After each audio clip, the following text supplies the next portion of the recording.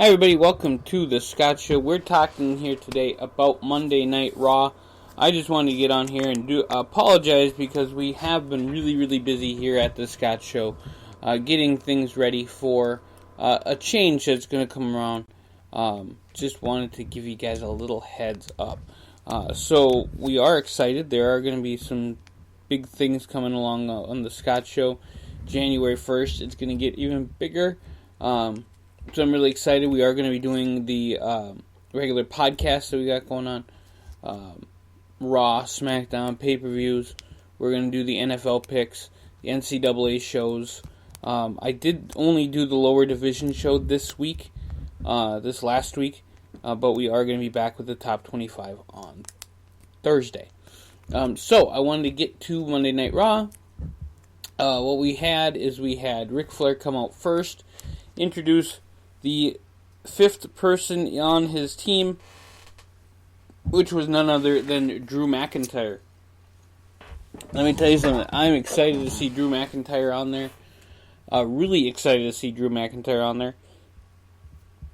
The funny thing is there's going to be one fall to finish match, which interests me in one way and makes me wonder in another. So it'll be interesting to see what happens at Crown Jewel. I don't like the fact that Shorty G is in there. I'm just going to call him Chad Gable. I don't really care about his name. But I really like the fact that he's in there with the new gimmick. I just, if he gets pushed to the heavens, great. I just don't see how that's going to work.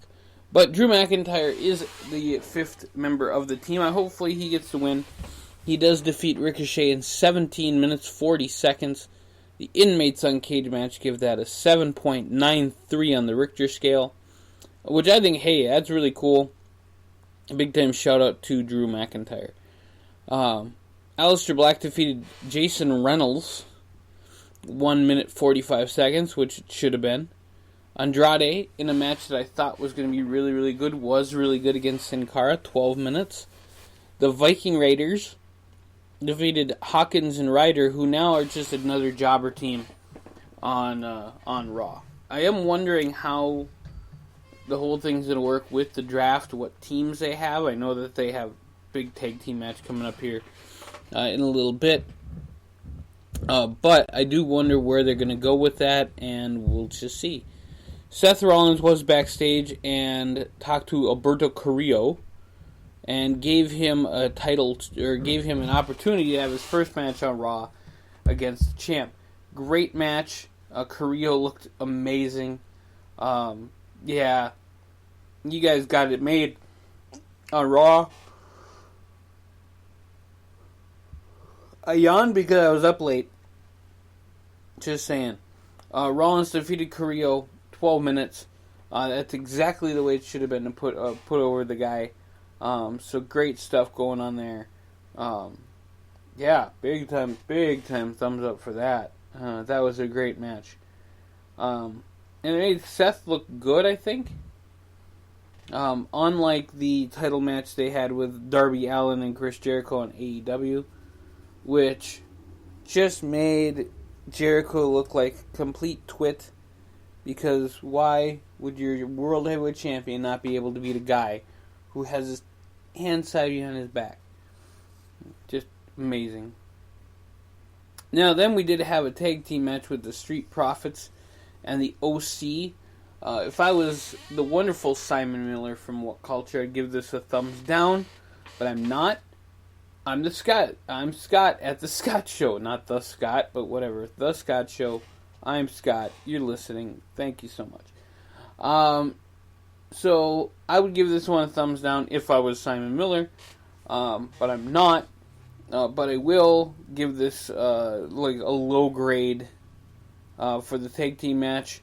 The reason why I'm giving it such a low grade is because the whole time they were pretty much saying that it's going to be or that it's going to be a 6-man and they're going to have a partner. Somebody's going to come out and help the Street Profits. So the whole time that I thought it was a 6-man match, it ended up being a tag team match. Then the really crappy part to the whole thing is they had Kevin Owens come out for a second, hit Styles with a stunner, and OC lost. Street Profits won in their first match, so cool for them. You know, they have a good look to them. They're kind of like Crime Time, but with, you know, a little bit more to them. And, you know, hopefully we see some good things come along with these tag teams that we have. So, I'm interested. Very interested to see what happens. But the fact that they had Kevin Owens, and now they're going to have probably a 6-man next week, just kind of throws the whole thing in a tizzy to me. The fact that they put Seth Rollins on TV to face Alberto Carrillo in a great 12-minute match, then they put him in a dark match against The Fiend, says to me, okay, well, that's fine. They should never taken The Fiend off Raw. Firefly Funhouse come back next week after it burned down last week, so I don't know what the hell that is. I want to see his story, but I think the WWE is really, really, really effed up on The Fiend. Should have given him the title. I think that what they should do is they should hand over the title to The Fiend at Crown Jewel. Then it would make sense to have the next match at Survivor Series. Rollins and The Fiend at Survivor Series. And have them do some sort of weird deal there. Then you can have The Fiend on Raw. It would make sense. Because it's got to make sense. And then you have reasons to do what you need to do, other than just shooting from your hip. So whatever. And the last thing I want to talk about on Monday Night Raw, two things. First of all, they changed the 24/7 championship to one of the Singh brothers.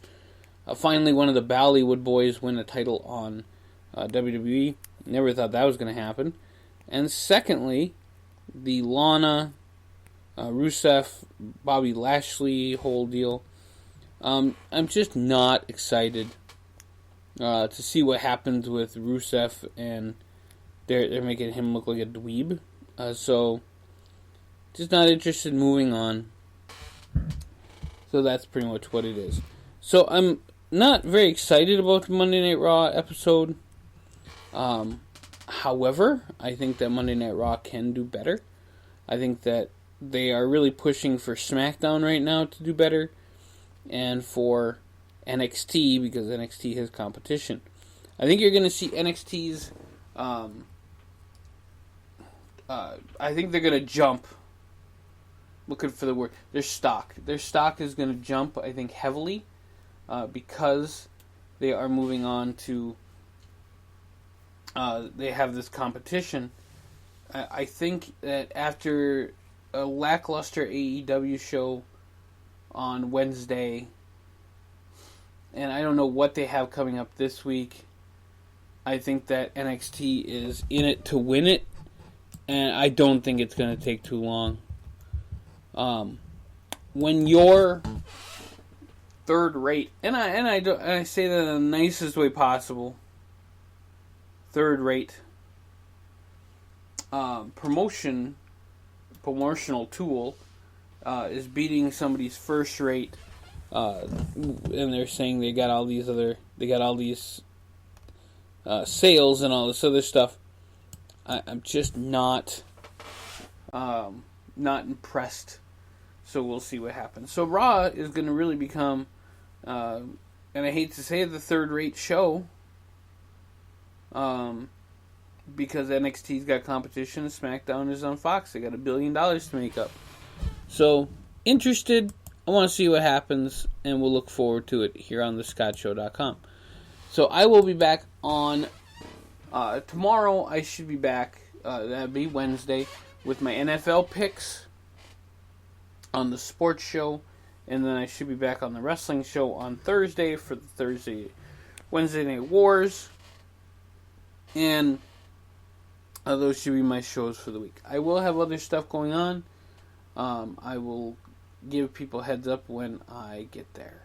So you guys have fun, and we'll catch you here real soon on thescottshow.com. Don't forget to like, share, subscribe on YouTube, and send us patreon.com/scottshow. Check it out.